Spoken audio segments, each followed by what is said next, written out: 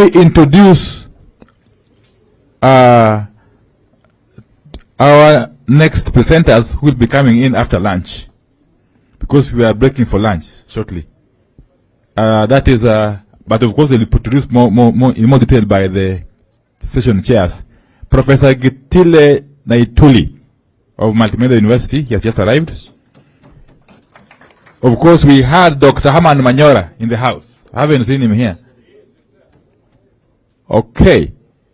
He'll also be coming in after lunch. So I'll be suggesting, therefore, that the Q&A sessions for the three thematic areas be consolidated. Okay? After the two remaining presentations. And then we merge it with the plenary session. A short plenary session before we wrap up. But we'll be given enough time to air your views. We want this to be as interactive as possible. That when we leave here tomorrow, having come up with our solutions, we can only have them implemented without any obstacle. So without further ado, therefore, if you may allow me, would I be in order if I suggest that we proceed for lunch?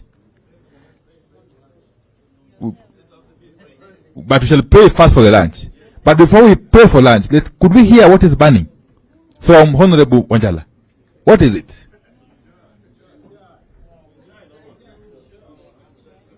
Yes, proceed, Honorable Wanjala.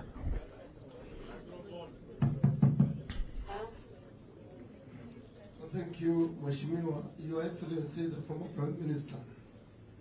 You have explained to us, and some of us, we have been in this struggle right from 1992. And we are bleeding in our hearts. And the other day, I saw the prosecutors going back to court and telling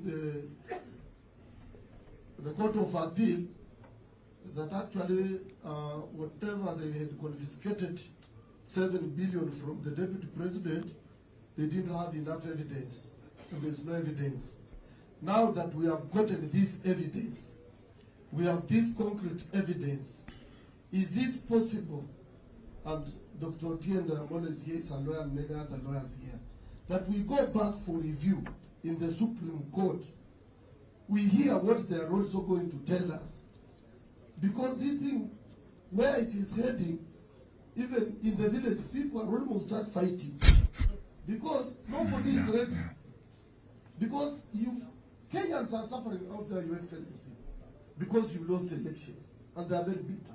Is there a way we can go for review in courts? Thank you very much. We shall pack it for the plenary session. In the meantime, Honorable Tinde will be doing some research. I don't think he needs to do that anyway. He has it in his head.